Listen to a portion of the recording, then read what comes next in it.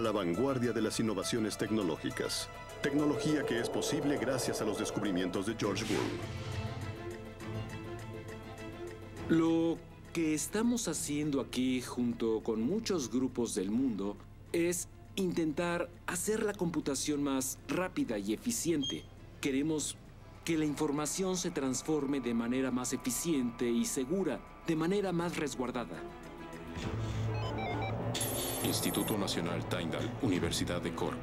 Con base en el legado de Boole en Cork, el doctor Emanuel Pellucci es parte de un equipo mundial que intenta dar el salto hacia la siguiente era tecnológica con una rama avanzada de ciencia conocida como computación cuántica. No hay muchos lugares donde puedas obtener trabajo más limpio que en casa, pero este es uno de esos lugares donde debe ser extremadamente limpio. Cianuro de potasio en uso. Boole es muy importante para nuestro trabajo porque es la persona que creó las herramientas matemáticas que nos permiten diseñar circuitos.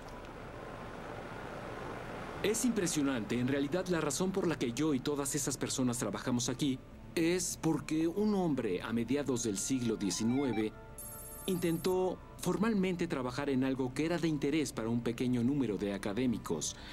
Y unos 80 años después se convirtió en tecnología convencional y eso es algo extraordinario.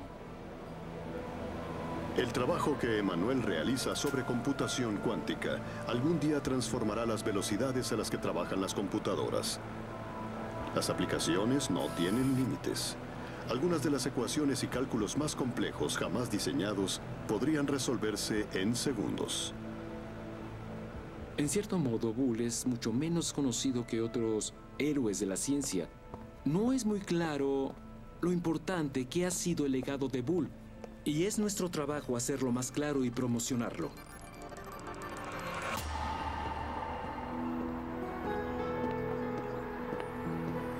Cada día, Emanuel pasa frente a la casa de George Boole de camino a su trabajo. A veces es agradable pensar que cuando vives en Cambridge y te quedas cerca de la misma universidad donde estaba Newton, sientes la historia a tu alrededor y aquí pasa lo mismo. Esta casa del siglo XVIII está a unos pasos de la Universidad Colegio Cork, pero ha sufrido de una triste negligencia desde los días en que George Boole la llamaba su hogar. Todos los que pasan por aquí no saben que gran parte de la tecnología que usan ahora tiene sus raíces en el trabajo de George Boole. Es una lástima. Deberíamos hacer que esta casa dijera que George Boole hizo importantes contribuciones a nuestro mundo. Este año, en reconocimiento a la importancia de Boole, la Universidad Colegio Cork y el Consejo Municipal de Cork por fin restaurarán la casa a su antigua gloria.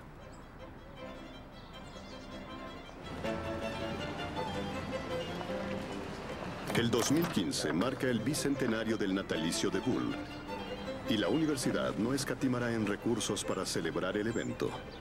Ah, ahí está. No había visto esto antes. No había oído de él. Aún como estudiante aquí en los 70, pasé 6 años en el campus sin escuchar el nombre de George Boole, ni una vez en 6 años. Usamos todos los vehículos posibles para dar a conocer el mensaje. Tendremos una serie de eventos conmemorativos a lo largo de todo el año. Habrá lecciones, habrá conferencias.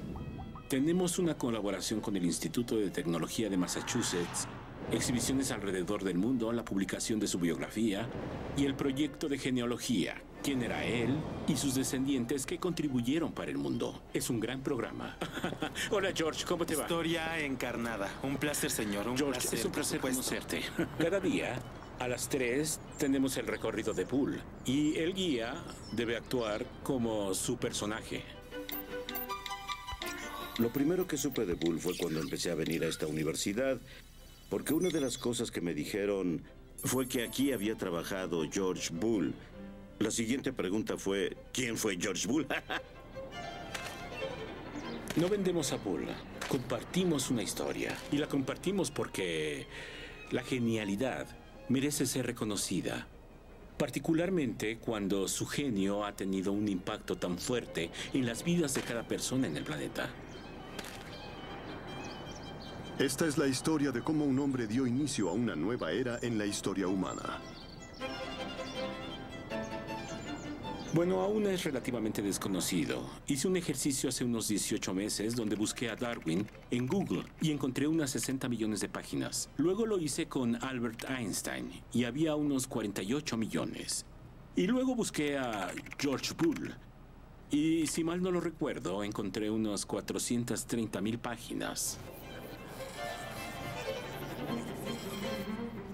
El legado de George Boole es muy importante para quien piense que el mundo digital es fundamental para la manera en que funcionamos.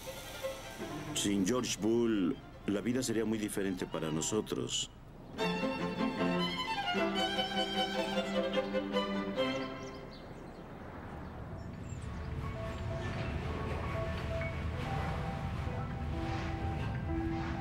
A lo largo de la historia, el hombre ha estado obsesionado con su lugar en el universo. Agencia Espacial Europea, Centro de Control Rosetta, Alemania. El equipo de aterrizaje está en el interior, estamos en la superficie y nos dice algo. Esperemos a ver qué es. En el 2014, la Agencia Espacial Europea logró que una sonda aterrizara exitosamente en un cometa en el cuadrante X. Cometa 67P, Churyumov-Gerasimenko. Para trazar las trayectorias tanto del cometa como de la sonda, la ESA usó una rama de las matemáticas llamada cálculo. Algunos de los cálculos se basaron en los desarrollados originalmente por Boole. La misión espacial Rosetta, cuando piensas en la precisión de lo que hicieron y la cantidad de tiempo que les tomó, es algo impresionante. Nos hemos vuelto indiferentes viendo televisión, aceptando esto y aquello. Bueno, ¿tienen idea de lo difícil que es encontrar un objeto pequeño en el espacio y aterrizar en él? Acercarse a la velocidad en que se mueve, creo que es fantástico. El cometa revelará nueva información vital sobre el nacimiento de nuestro sistema solar. El trabajo de Boole en matemáticas no solo ha tenido un papel crítico logrando que la sonda llegara al cometa, sino también en la manera como recibimos la información a través de 500 millones de kilómetros de espacio. Lo gracioso es que las imágenes que envían de vuelta a la Tierra no son imágenes, son transmisiones sin fin de unos y ceros de Boole. Cuando llegan a la Tierra se traducen en imágenes, pero básicamente son cadenas de unos y ceros de Boole lo que recibimos del espacio exterior.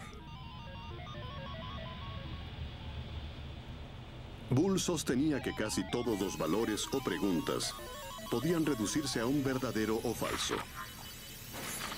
Una simplificación del mundo como enunciado básico. Un sí o un no.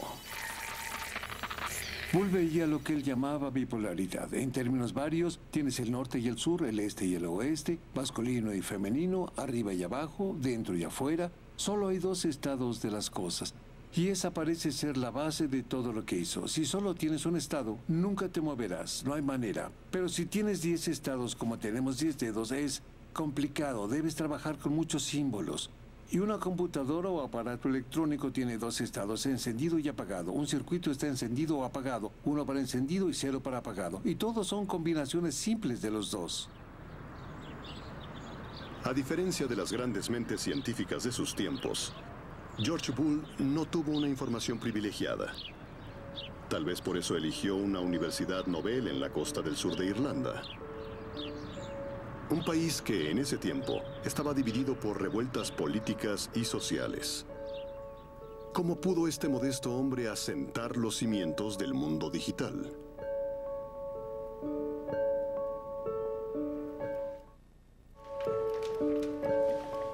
A principios de 1800, en un pequeño pueblo llamado Broxholm en Lincolnshire, vivía el padre de George, John Boole. Zapatero de oficio, insatisfecho con su profesión, por lo que saciaba su sed de conocimiento estudiando ciencias, matemáticas y literatura. También desarrolló una pasión por la astronomía. Es extraordinario que un zapatero pudiera leer y escribir, porque recuerden que la alfabetización es un fenómeno del siglo XX. La mayoría de los niños no iba a la escuela y si iba no obtenía muchos conocimientos ni información. George hereda la sed de conocimientos de su padre, de entender nuestro lugar en el universo.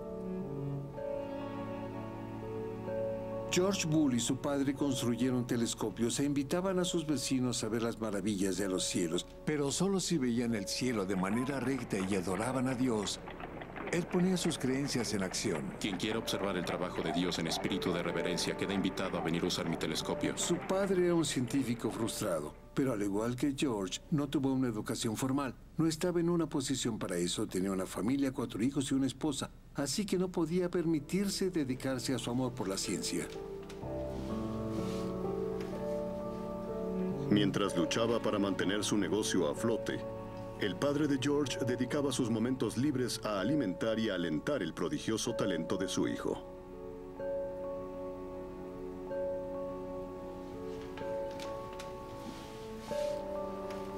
George también era un estudiante incontenible. Tras dominar más de 5 idiomas, George, de 14 años, tradujo el poema griego de la Oda a la Primavera al inglés. Su orgulloso padre lo envió al periódico local. Hubo una gran controversia. La gente les escribió: no creo que un niño de 12 años pudo haber hecho esto. Él escribió cartas a su padre también. Sí, lo hizo un niño de 12 años sin ayuda. Creo que en ese punto fue cuando se dieron cuenta de que había un joven genio entre ellos.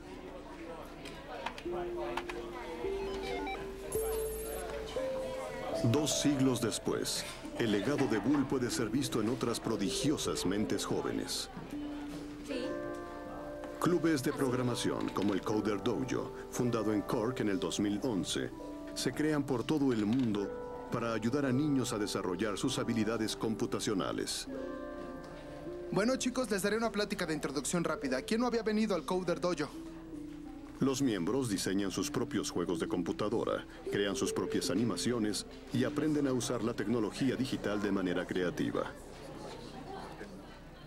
Una de las cosas que hizo a Bull tan poderoso fue que pudo estudiar tantos idiomas y leer los textos de fuentes primarias, de todas las teorías matemáticas de sus tiempos, de todos los idiomas en que estaban escritos, y tener facilidad para otras lenguas y plasticidad neural es importante.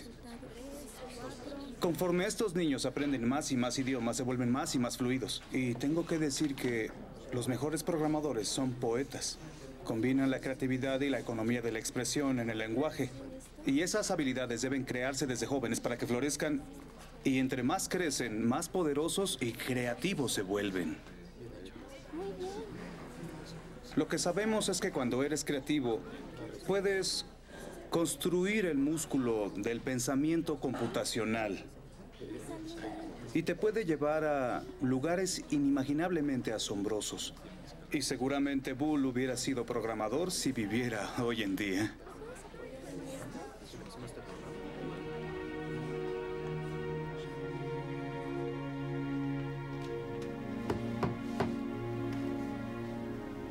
John Bull, distraído tal vez por sus búsquedas intelectuales, perdió su negocio. Y el joven George se vio obligado a convertirse en el sostén de la familia como maestro de escuela. A pesar de eso, les dedicó todo su tiempo a las matemáticas y en especial a una rama de estas, conocida como cálculo.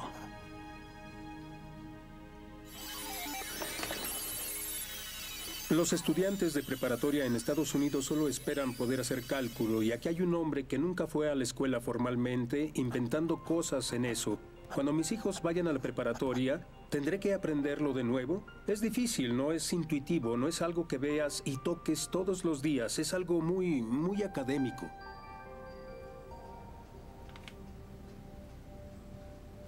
El profesor de matemáticas retirado, Des McHale, es el biógrafo de Bull y ha pasado los últimos 50 años estudiando la vida y obra del lógico. La ecuación de Bull era x al cuadrado es igual a x. Estoy viendo la ecuación x a la séptima es igual a x. Y busco pruebas sencillas de resultados que surjan a partir de eso. Por diversión. ¿Le encanta hacer estas cosas? Ah, claro, por supuesto, es mi pasatiempo. Si tienes toda una carrera en las matemáticas, te tiene que gustar hacer esto. Dices, ¿vas a ver una buena película o practicar matemáticas? Bueno, las matemáticas son una ciencia experimental y pones el 95% de lo que haces en la papelera. Pero el 5% que te queda es, bueno, es como cuando buscas oro. Es como un juego de computadora donde presionas los botones y sabes qué hacer, y eso sigue el espíritu de lo que Bull hizo.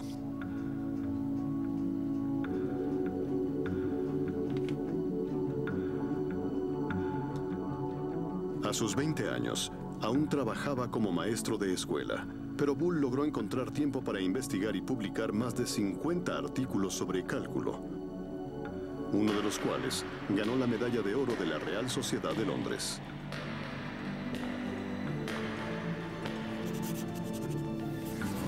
Y luego Bull desarrolló una nueva rama de las matemáticas, la teoría de invariantes. La teoría de invariantes hacía la pregunta, si tienes un objeto en matemáticas y realizas una transformación matemática de ese objeto, ¿qué permanece igual y qué cambia? Un buen ejemplo elemental sería tomar un círculo y su centro y rotar el círculo, pero todos los puntos de la circunferencia se mueven, pero el centro del círculo permanece igual. Esa es una invariante de esa transformación. Poder crear toda un área nueva de las matemáticas es algo extraordinario, sobre todo para un estudiante de 25 años que fue autodidacta en matemáticas. Hacer esto fue algo increíble. Es impresionante que pudiera hacerlo. Era un erudito matemático, una de esas personas con una profunda curiosidad y una capacidad fenomenal para aprender y curiosidad y la habilidad de inventar, porque mucho de lo que hizo fue inventar cosas. Estaba descubriendo e inventando nuevos lenguajes que pueden describir las cosas matemáticamente. La teoría de invariantes no se apreció plenamente durante la vida de Bull. Pero 70 años después, Albert Einstein la usó para desarrollar su propia teoría. También se volvió importante en física, porque en física la pregunta es ¿qué permanece igual? ¿Cuál es la invariante en la física? Y es la CL, velocidad de la luz. Sin el trabajo de Bull con invariantes, la teoría de la relatividad de Einstein nunca hubiera sido descubierta. Creo que investigó e hizo descubrimientos en un área de la teoría de invariantes y era una línea muy importante de las matemáticas que era un vínculo con el trabajo que hizo con la relatividad y la física atómica. Así que tienes a una sola persona jugando en un área, creando un lenguaje que ayuda a describir algo y luego su lenguaje fue usado en algo más. Condenado a ser el proveedor de sus padres, hermana y 2 hermanos menores, con un modesto salario de maestro.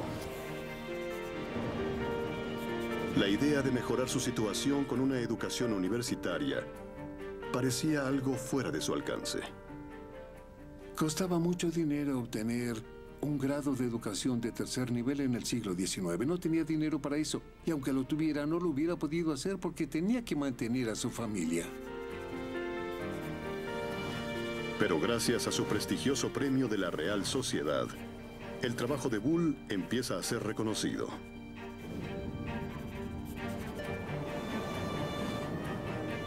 En 1839 le ofrecen una plaza en la Universidad de Cambridge. Solo hay un problema. George Bull era un forastero académico, un forastero social en el sentido de que si no tenías dinero no eras parte de los altos estratos. Los forasteros, los pobres, las clases trabajadoras no eran parte del mundo académico. Este les pertenecía a las universidades donde era un privilegio. La gente que iba provenía de estratos privilegiados y ricos. Bull tuvo que luchar contra eso. Las implicaciones financieras obligan a Bull a rechazar la oferta. Bull creo que sí quería ir a Cambridge, pero no había un mecanismo que le permitiera a una persona sin beca o sin financiamiento asistir en verdad. Pero por otro lado, y años después él dijo, tal vez fue bueno que no fuera a Cambridge. De haber ido, Solo hubiera ido a clases si hubiera aprendido la información y el material que otros me enseñaran. Hubiera reproducido eso y construido sobre eso. No hubiera seguido una dirección radical en las matemáticas y la lógica. Bueno, su fuerte era la creatividad. A los 25 años, parece que Bull está destinado a vivir en la oscuridad el resto de su vida. Pero 10 años después, obtiene una segunda oportunidad.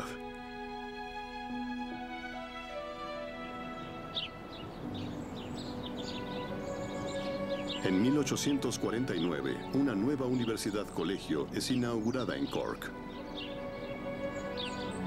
Este colegio busca profesores. Bull decide aplicar. Lo que no tiene certificaciones académicas, les pide cartas de recomendación a algunos de los miembros más prominentes de la comunidad científica. Bull tenía cartas de recomendación muy aceptables de matemáticos eminentes de esa época en el Reino Unido, siendo los más importantes Lord Kelvin, William Thomson, uno de los más importantes matemáticos entonces, también August de Morgan, profesor de la Universidad de Londres, Philip Callan y Robert Ellis, nombres que todos en el mundo de las matemáticas conocen. He examinado con cuidado todo lo que el señor Bull escribió, y no dudo en asignarle un lugar entre los máximos representantes de las matemáticas de la actualidad. Con gran gusto declaro que las contribuciones del señor Bull al Diario Matemático de Cambridge, del cual fui editor un tiempo, me convencieron de que sus habilidades matemáticas son de primer nivel. El señor Bull de Lincoln ha establecido una alta reputación entre matemáticos. Su nombramiento en esta situación sería algo altamente deseable por el bien de la ciencia.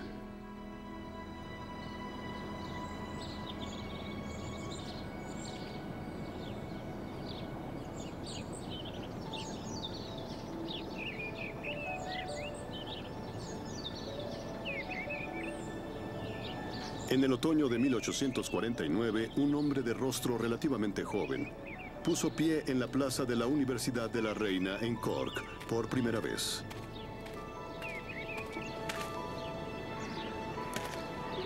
A los 35 años de edad, George Bull se ha convertido en el primer profesor de matemáticas de la universidad.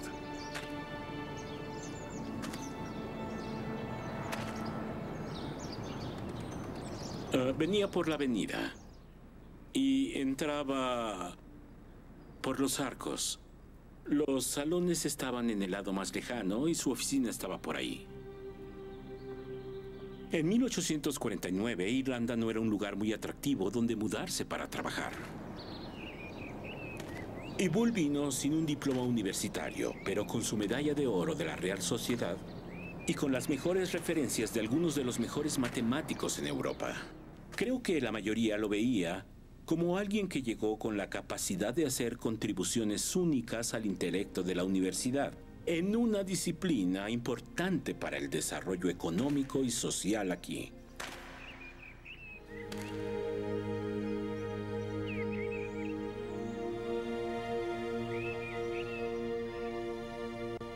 Solo había unos 100 o 120 estudiantes, y en esa época había 20 miembros de la facultad. Así que llegó a un pueblo muy pequeño en un estado económico y social muy malo, a una institución totalmente nueva, sin reputación, a una comunidad pequeña, diminuta de académicos. Supongo que era perfecto para Bull, por muchas razones. La más importante era que le daba un trabajo con un salario en el nivel que necesitaba, sobre todo para mantener a su pobre familia en Lincoln. Puede que también le diera la oportunidad de ser un pez grande en un estanque pequeño. Y gracias a la pequeña escala, tal vez le dio más tiempo para pensar del que hubiera tenido en una universidad más grande y bien establecida. Heredé su título como profesor adjunto de matemáticas. No me lo merezco, pero es un gran honor decir, tengo el mismo título que George Bull tenía aquí. Bull ahora tenía acceso a una buena biblioteca, Investigaciones estimulantes del continente al alcance de su mano.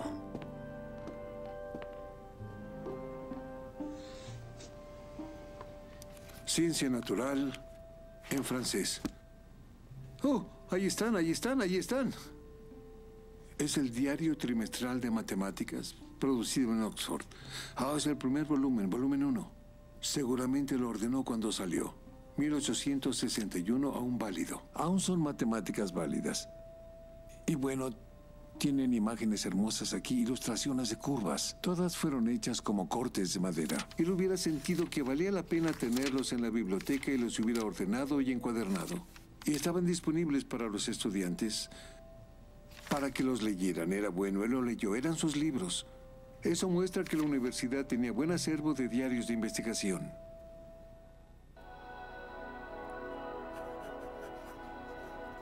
Bull deja a su familia en Lincoln y por primera vez se concentra plenamente en su investigación. Mudarse a Cork será un punto de inflexión en su vida. A veces me pregunto por qué George Bull fue a una universidad en Cork, que en ese tiempo era relativamente nueva y no era parte del mapa académico. Pero creo que una universidad como esa te puede dar mucha libertad intelectual. Si vas a una de las universidades más establecidas, tienes que seguir cierta línea de pensamiento, pero 20 años después puedes ir y hacer lo tuyo, y creo que en la Universidad de Cork, en esa época la Universidad de la Reina de Cork le dio la oportunidad de explorar muchas cosas, y si ves lo que él hacía, puedes ver que era algo único. Aquí en Cork, Bull crea una idea que cambiará al mundo. A veces la gente me pregunta, ¿podrías describir la esencia de lo que Bull hizo? ¿Cuál fue su más grande logro? Y también de qué se trataba. ¿De qué me sirve a mí? Yo diría que redujo las ideas básicas a símbolos algebraicos muy simples, pero escribirlos en forma simbólica fue una obra maestra.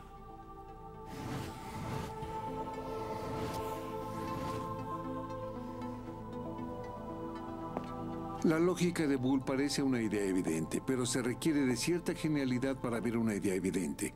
Newton es visto como un genio por la historia de la manzana que vio caer de un árbol. Y preguntó qué la hacía caer. Las manzanas llevan miles de años, pero antes de eso nadie dijo, un momento, ¿qué hace que la manzana se caiga? ¿O por qué funciona la gravedad? Se requiere cierta genialidad para ver algo muy evidente y hacer las preguntas concisas. ¿Cómo funciona la mente de un genio? Para Bull, el proceso de descubrimiento es activado por su nueva vida y la circunstancia en la que se encuentra.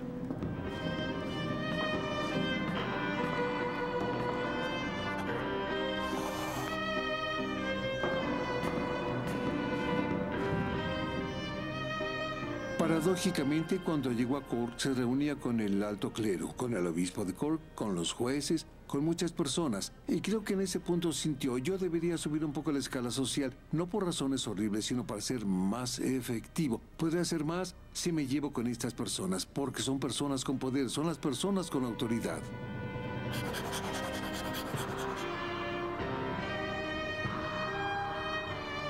Aunque Bull ahora se codea con la clase alta de la sociedad, nunca se siente cómodo. Sobre todo con lo que pasa fuera de los muros de la universidad. Irlanda en 1849 era un país sumergido en el caos. La plaga de las papas acabó con 2/5 de la población. Se cree que murió más de 1 millón de personas y muchas más emigraron. El condado de Cork en particular es excepcionalmente desfavorecido. Las condiciones sociales en la ciudad eran muy malas en esa época. Había muchos retos sociales, económicos y de salud. De hecho, en ese año, la reina Victoria vino de visita a Cork y pretendía abrir la universidad, pero no pudo venir al campus porque había cólera aquí. Como un hombre que conoce la pobreza, Bull se identifica con las víctimas de la hambruna. En una carta a su hermana Marianne, deja claros sus sentimientos. En el campo puede verse la miseria. Nada más que campos invadidos por hierbas. Enormes pantanos desolados. Pocas cabañas entre ellos. Nunca había visto nada igual. Es imposible aliviar esta desdicha con esfuerzos privados.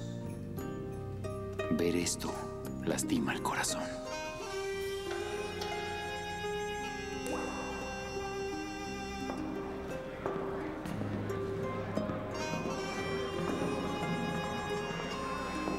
Pero Bull no se conforma con preocuparse.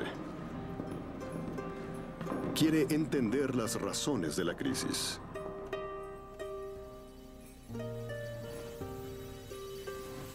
George Bull vivió en Irlanda en una época de gran estrés y aflicción. La hambruna irlandesa ocurrió mientras estaba ahí. El oeste de Cork era un área que sufrió mucho en particular. Y creo que había mucha lógica rota. Bueno, había mucha comida, pero la comida salía del país. Mientras había gente muriendo, la gente se iba del país y emigraba a lugares como Estados Unidos, mientras había peces en el mar, peces en los ríos, campos de maíz. Y eso era ilógico. Intentar establecer las causas de la hambruna irlandesa es el primer detonante que estimula el proceso de pensamiento de Bull. El segundo surge de su maestría de diferentes idiomas. Cuando intentas aprender diferentes idiomas, buscas patrones y cosas en común entre los lenguajes, porque eso te ayuda a aprender más rápidamente.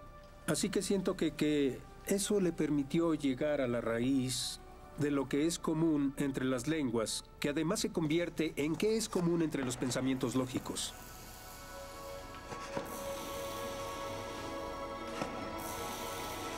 En su intento por entender las causas de los males sociales de Irlanda, y en su intento de descubrir un denominador común para el lenguaje, Bull se impuso problemas inmensos a sí mismo.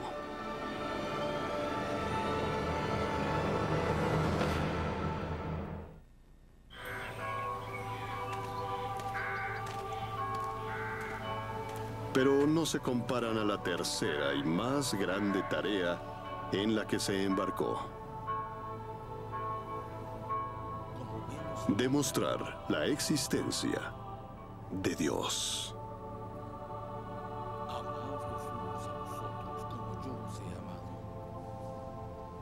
Bull era un hombre muy religioso.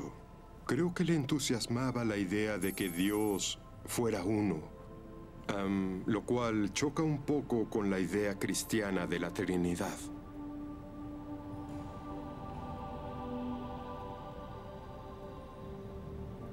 La originalidad del pensamiento de Bull se hace evidente en su acercamiento a la religión, el cual es intencionalmente aconfesional. En Irlanda asistía a la iglesia parroquial de la iglesia de Irlanda local, regularmente a la misa vespertina. Pero también iba a la iglesia unitaria, pero nunca se convirtió en miembro completo de ninguna. Bull está convencido de que Dios es un ser y quiere demostrarlo aplicando el proceso del análisis lógico a la Biblia. Bull sospechaba de los enunciados doctrinales en cualquiera de sus formas de las religiones organizadas. Las motivaciones religiosas de Bull eran para quitar las capas de interpretación y regresar a la religión pura, al uno, la unidad de Dios, y la religión pura libre de interpretación. El Dr. Mark Hocknall está en la Real Sociedad de Londres para revisar los archivos de Bull. Aquí tenemos una nota con la letra de Bull y dice: el origen del mal. Para un filósofo de la religión, eso debe ser interesante. Empieza con 4 ideas lógicas, 4 premisas. Dice que Dios es omnipotente. Todas las cosas deben ocurrir de acuerdo a su voluntad y viceversa. 2. Dice que si Dios es perfectamente bueno y si todas las cosas ocurren de acuerdo a su voluntad, el mal absoluto no existe. Y la tercera premisa es que si Dios fuera omnipotente y benevolente y se condujera solo de esa manera, el dolor no podría existir. Y debe existir solo como un instrumento de Dios. La cuarta premisa es que el dolor existe. Y en el resto de este papel somete esas 4 premisas a un análisis lógico riguroso. Y pareciera que pensaba mientras escribía. Estos son pensamientos en bruto saliendo. Puedes ver dónde tachó cosas cuando pensó que había cometido un error y escribió cosas de nuevo. Este es un atisbo de la mente de Bull. De hecho, vemos los pensamientos pasar por su mente y escritos en papel conforme pasa. Es emocionante. Llega a su conclusión manipulando los símbolos que codificó. Así que trata el problema como un problema lógico o matemático. Los combina de muchas maneras diferentes, los suma, los resta, los multiplica, y cuando las combinaciones de símbolos se demuestran como equivalentes, las elimina de la ecuación y le quedan los símbolos que le dicen que el mal absoluto no existe y el dolor es un instrumento del bien. Si puedes entender el mundo, si el mundo es racional y funciona de acuerdo a leyes fijas y establecidas, y la mente humana es parte del mundo, funciona de acuerdo a reglas establecidas racionales. Y no puedes solo entender el mundo, puedes entender la mente de Dios. Bull nunca demostró la existencia de Dios, pero sus intentos más tarde lo llevarían a su más grande descubrimiento. La gente tiene una concepción errónea de que la ciencia trata de demostrar cosas. La verdad es todo lo contrario. Tienes una hipótesis e intentas mostrar su falsedad, refutarla. Eso es todo lo que hace la ciencia. Pero creo que lo que demuestra es curiosidad. Él veía los grandes problemas, cosas complejas sobre lo que la gente debate y discute, e intentó crear un orden simple alrededor de eso. George Bull se casó con la pedagoga Mary Everest, cuyo tío era el jefe de la organización británica Survey of India y le dio su nombre a la montaña más alta del mundo. Tienen 5 hijas, todas dotadas para las matemáticas, química y literatura. En 1854, Bull publica su obra maestra, Las leyes del pensamiento. Este trabajo será su logro más importante. Pero sus implicaciones tardarán 80 años en ser aprendidas.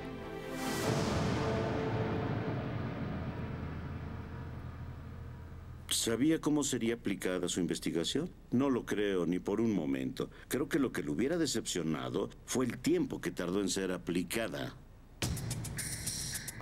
En 1937, un estudiante de maestría americano en MIT hace un descubrimiento impactante. Claude Shannon estudiaba ingeniería eléctrica y se topó con un libro de hacía 83 años, escrito por un profesor de matemáticas desconocido de Cork. Se dio cuenta de que las investigaciones en el siglo XIX de Bull podían aplicarse a la tecnología del siglo XX.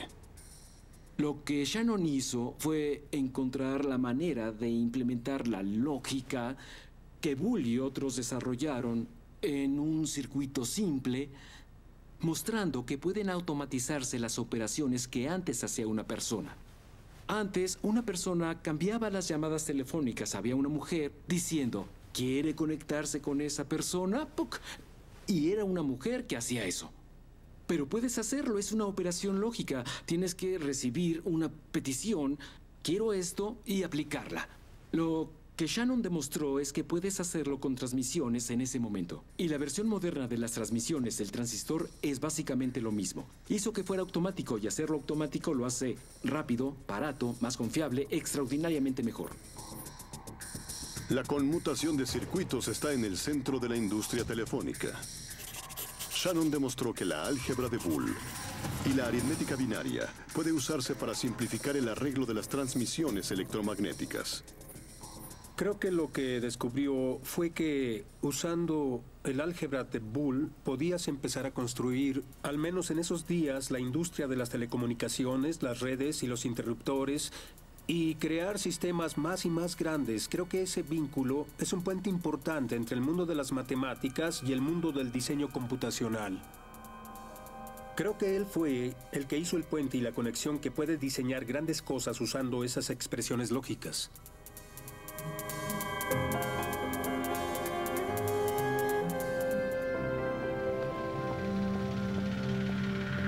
En el último siglo, las compañías como Intel han hecho impactantes mejoras al diseño de las placas madres.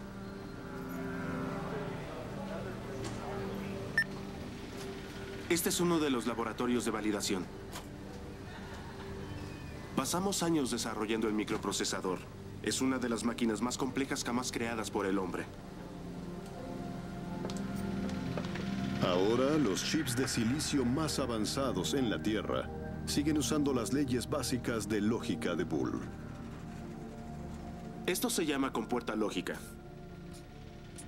Tenemos una entrada o dos entradas y una salida.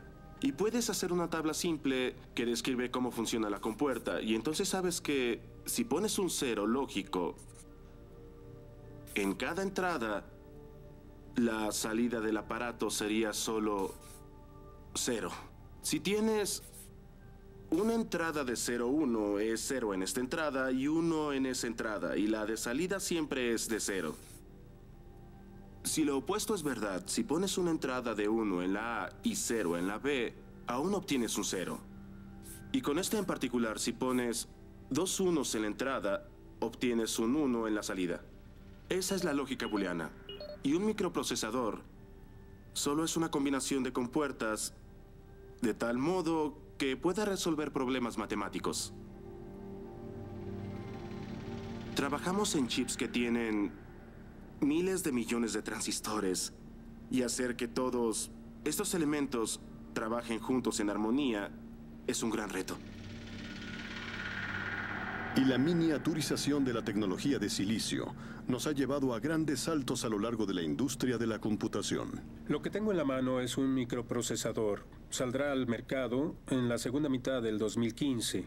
Tiene más transistores que el número de personas en el planeta. Y el poder de computación de este chip es equivalente a 3 teraflops. Para que se den una idea, hace 10 años se hubiera necesitado un cuarto tan grande como este para generar un teraflop de computación. Ahora puedo tenerlo en mi mano.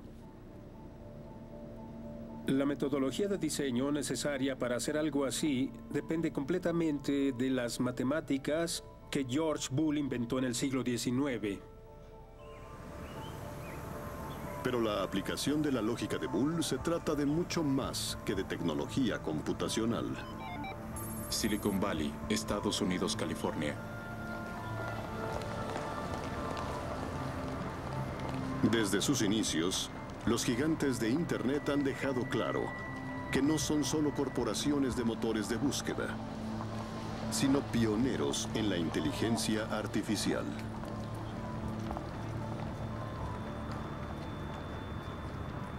Si hacen una búsqueda en Google, a la mayoría solo les interesa encontrar documentos que tienen todas las palabras que escriben. Implícitamente dicen, quiero documentos que contengan el I de estas palabras. Pero también pueden poner cosas que tengan el O. Por ejemplo, escriban algo como documentos que contengan Hinton y además contengan Joff o Joffrey. Y eso sería una mejor búsqueda para mí si quisiera encontrar todo sobre mí. El O sería booleano y Google hace que esto esté disponible. Es posible que el profesor Hinton sea el experto líder en sistemas de red naturales del mundo.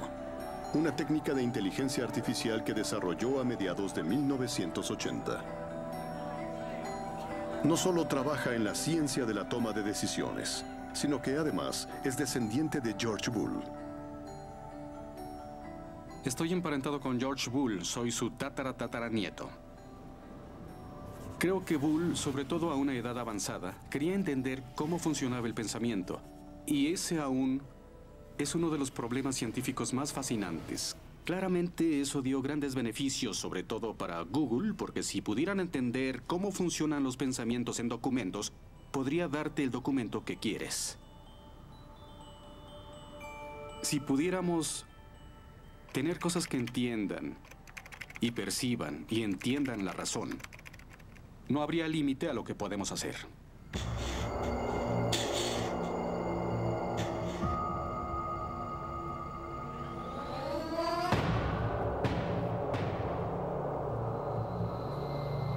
Entender cómo funciona la mente humana y cómo tomamos decisiones ahora es una industria de billones de dólares. Y la inteligencia artificial es el pináculo del legado de Bull a la era digital. A Bull le interesaba la toma de decisiones e intentar entender cómo se toman decisiones. Y aún seguimos persiguiendo la respuesta a esa pregunta.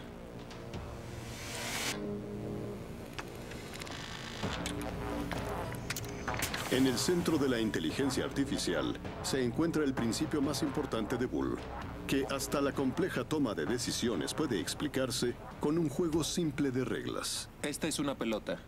¿Qué es? Pelota.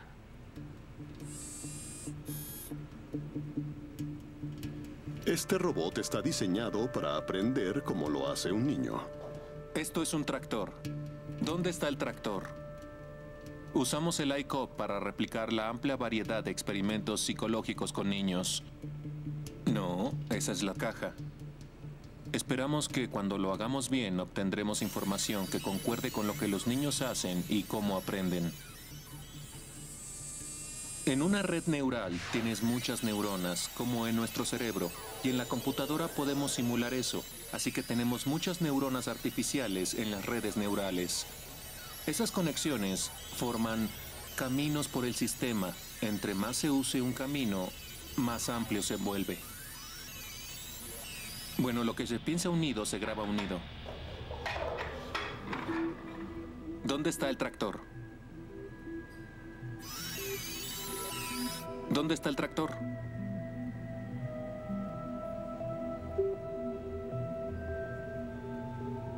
Muy bien.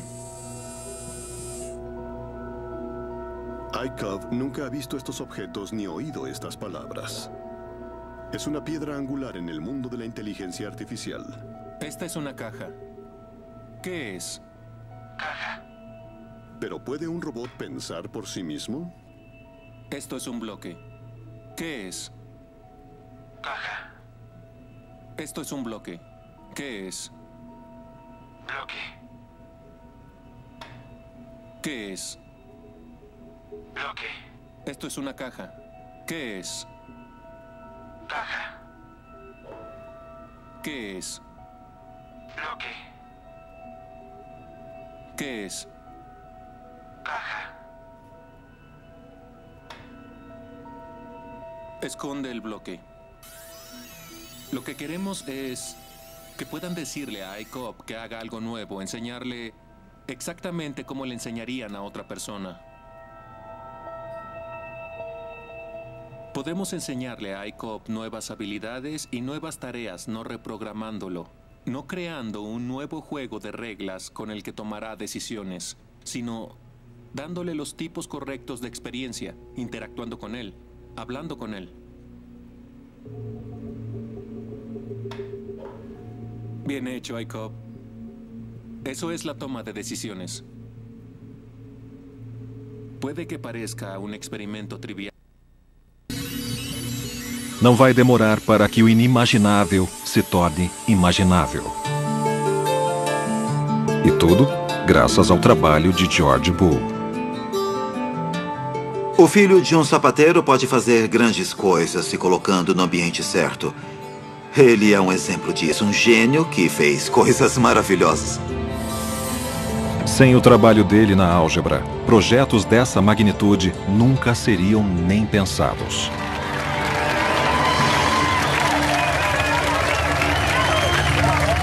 Se você quiser mandar um foguete para o espaço ou um foguete para a Lua, todo mundo fala sobre física, todos falam sobre engenharia. São coisas maravilhosas, mas ninguém fala sobre a matemática original que calcula os caminhos ou trajetórias.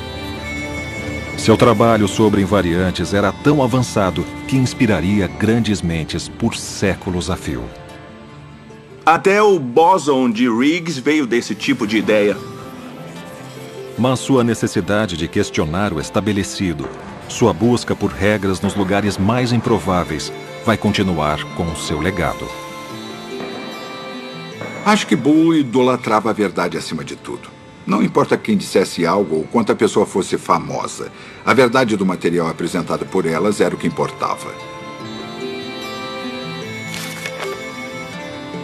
De várias maneiras, as ideias mais simples são as melhores. E isso é uma ideia que percorre não só a matemática, mas também a história da ciência.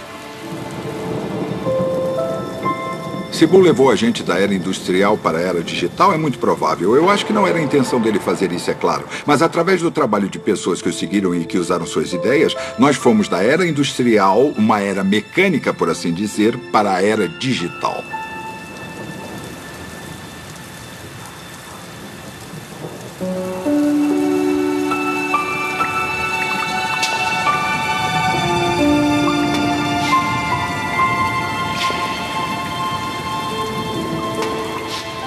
Eu acho que a história de George Boole é muito interessante. A carreira dele, todos os altos e baixos que ele passou. E, acima de tudo, acho que ele teve um final pior do que qualquer pessoa que eu conheci.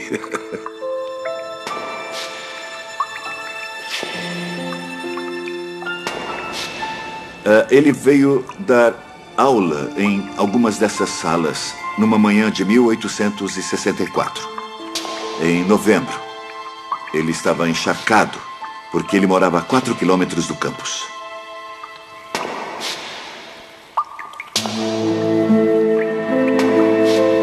Ele deu aula o dia todo com as roupas molhadas e, quando ele voltou para casa, teve uma pneumonia.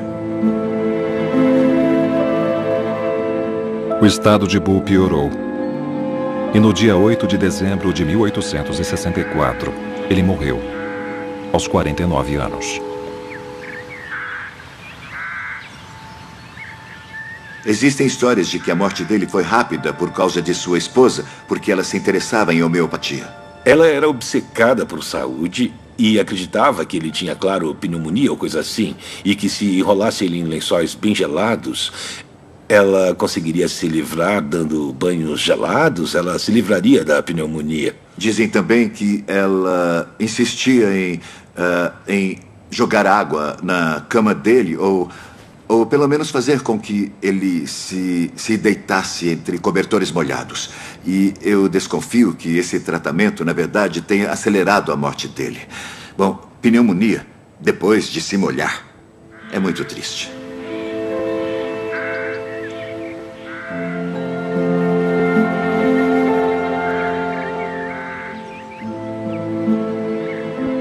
Mary Everest Boole e suas 5 filhas continuaram a honrar sua memória pelo resto de suas vidas. Seu memorial não poderia ser num lugar melhor. A Universidade Integrada de Cork. Esse é o vitral do Boole na ala leste da Universidade Integrada de Cork. Boole está no centro, ali embaixo, escrevendo um livro. Ele está cercado por pessoas famosas. Temos Pascal, Leibniz, inventor da álgebra, e temos o Copérnico para representar a astronomia ali do lado e o Galileu. Dá para ver Arquimedes com um transferidor na mão. E é claro, Newton aqui. Temos os matemáticos ingleses aqui, Newton, Napier e Bacon. Eles foram os verdadeiros inventores da álgebra, Newton e Leibniz, e o Boole foi um grande seguidor da álgebra. Temos aqui algumas das pessoas mais famosas da história. Esse é um vitral fantástico. Ele com certeza foi escolhido por alguém que conhecia Boole, o seu passado e as pessoas que eram importantes para ele. O trabalho de Boole foi irrelevante na sua época e foi irrelevante por quase um século. Não dá para prever o resultado ou o impacto de uma pesquisa. Nós sempre temos que apoiar pensamentos novos e a curiosidade de pesquisar. Ou podemos correr o risco de eliminar os Bulls das nossas universidades de hoje. O mundo digital está claramente na sua infância e acho que indústrias nesse estágio de desenvolvimento na infância têm dificuldade em olhar para trás e, sabe, investigar de onde que foi que elas vieram. Isso meio que não é o problema.